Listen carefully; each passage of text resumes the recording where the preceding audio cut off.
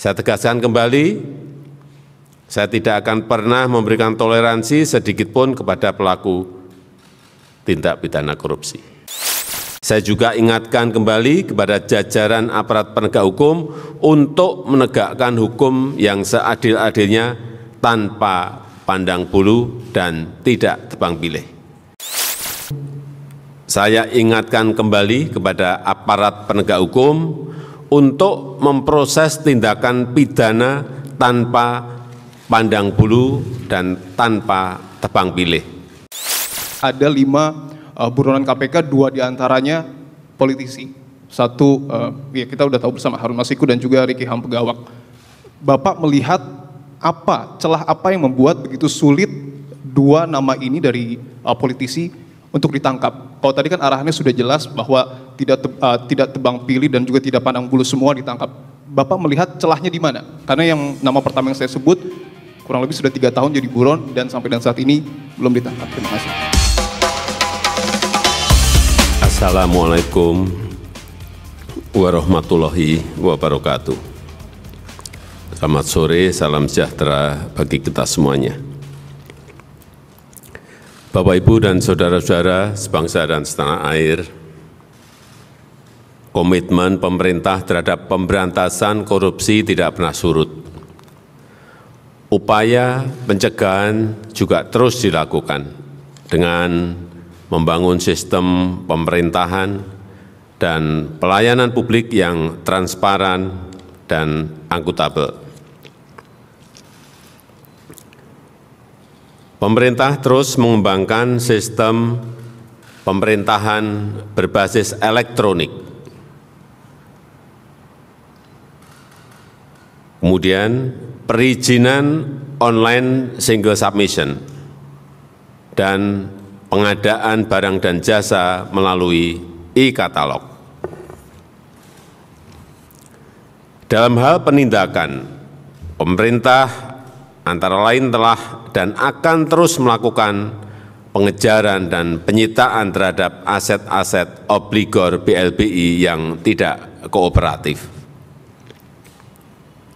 Aparat penegak hukum telah melakukan penindakan tegas terhadap sejumlah kasus mega korupsi seperti kasus Asabri dan Jiwasraya.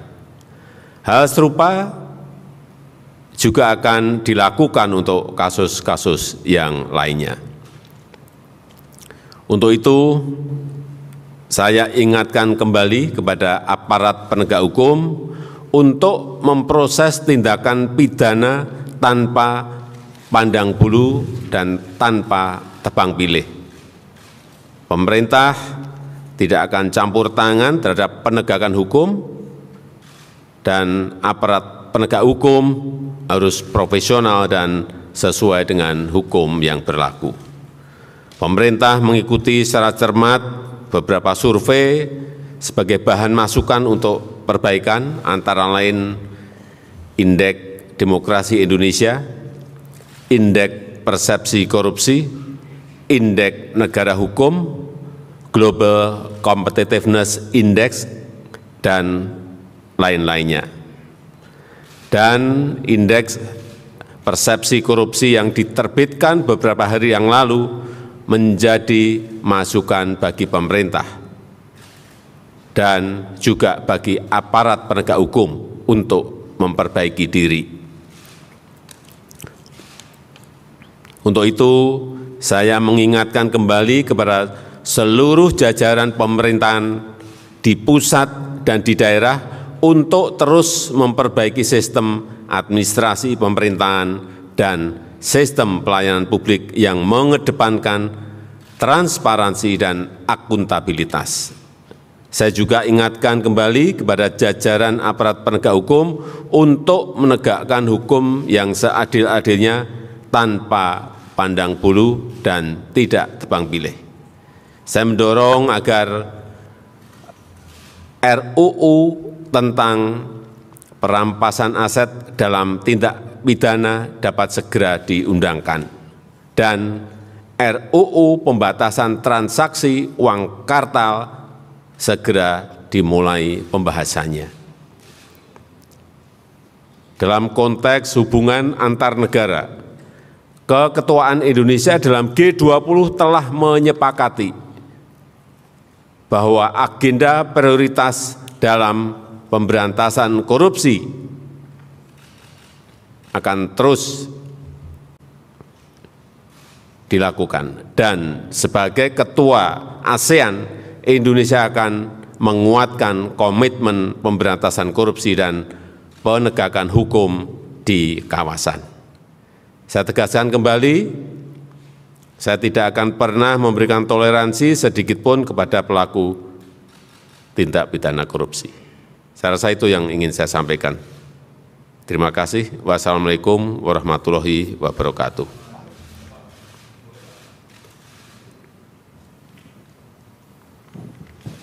Terima kasih Pak Jokowi. Saya Dipo dari Kompas TV, Pak.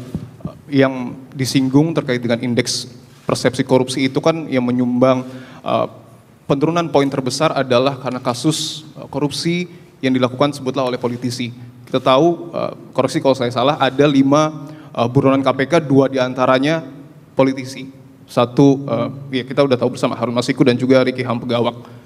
Bapak melihat celah apa yang membuat begitu sulit 2 nama ini dari politisi untuk ditangkap? Kalau tadi kan arahannya sudah jelas bahwa tidak tebang pilih dan juga tidak pandang bulu, semua ditangkap.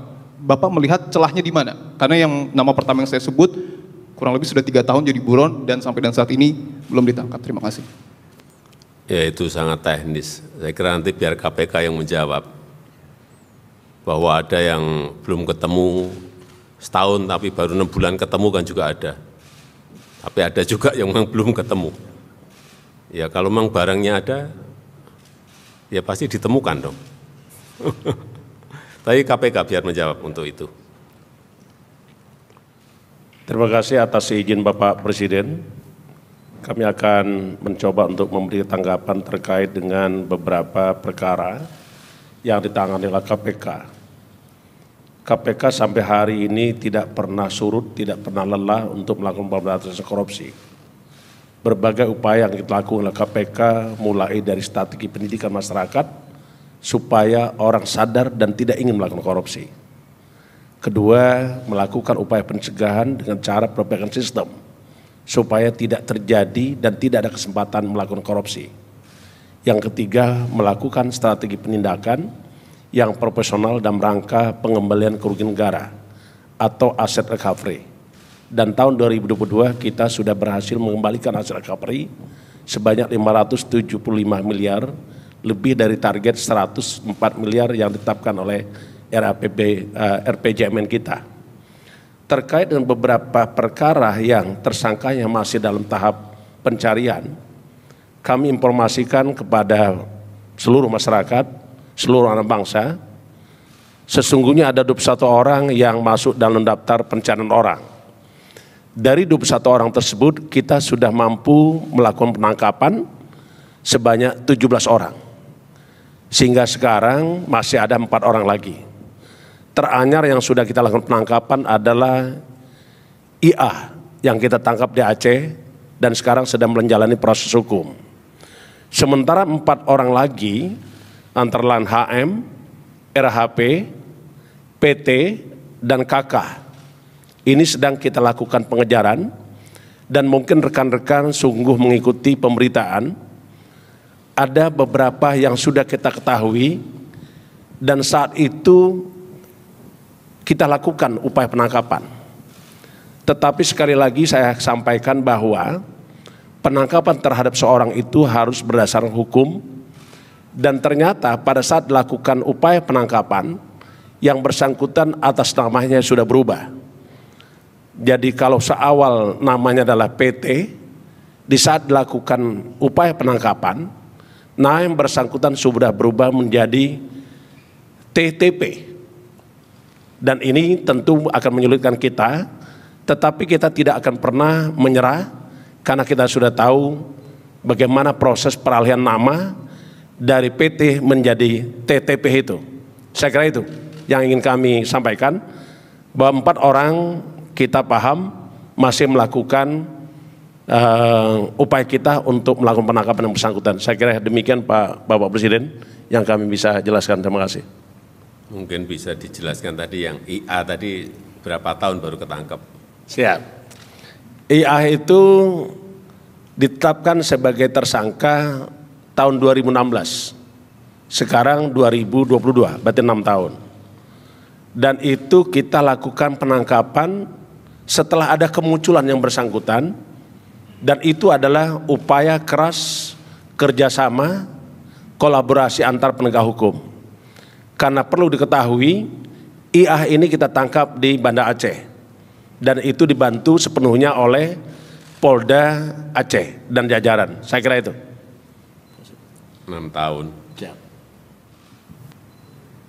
Izin Pak, Tika dari CNN Indonesia. Pak, mungkin sedikit pandangan dari Bapak, dari pemerintah terhadap hasil indeks persepsi korupsi ini mempengaruhi iklim investasi di tanah air, Pak, seperti apa?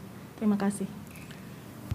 Ya, ini akan sudah kita rapatkan 2 kali, akan menjadi koreksi dari pemerintah untuk memperbaikinya. Bahwa itu akan mempengaruhi investasi di Indonesia, saya kira tidak, karena investor itu yang dihitung kan untungnya gede atau enggak gede, IRR-nya berapa, biasanya seperti itu. Tapi bahwa itu sedikit mempengaruhi ya.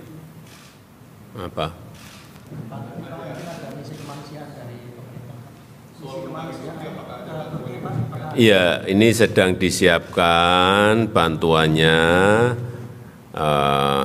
oleh Menteri Luar Negeri, Kemenhan, dan juga oleh Kementerian Sosial. Baru disiapkan dan segera akan dikirim secepatnya. Ini tadi pagi masih mencari pesawat. Izin Pak, izin soal KKP di Papua yang menyandera pilot Susi Air dan soal perkembangan Susi Air juga Pak, mungkin Pak Presiden ada tanggapan dan Pak Mahfud juga ada penjelasan Pak. Ini biar Kapolri yang menjawab. Silakan. Terima kasih. Terkait dengan perkembangan dari pilot dan penumpang yang diamankan oleh KKP, saat ini memang sedang dalam pencarian. Kami tim gabungan dari operasi Damai Karten saat ini sedang melakukan operasi pencarian. Untuk hasilnya nanti akan kita informasikan. Mungkin menambahkan apa yang tadi disampaikan oleh Bapak Ketua KPK bahwa kami dari Polri saat ini juga sedang membuat kerjasama dengan beberapa negara di ASEAN untuk mempermudah pencarian para pelaku dengan skema police to police, dan saat ini kami sedang berkeliling ke beberapa negara di ASEAN dan mudah-mudahan ini bisa digunakan untuk membantu melakukan penangkapan terhadap para pelaku atau para buron yang saat ini berada di luar Indonesia, khususnya di negara-negara yang saat ini bisa kita bentuk kerjasama police to police untuk membantu kerjasama dengan seluruh APH yang ada, dengan DPO yang bisa diberikan. Terima kasih.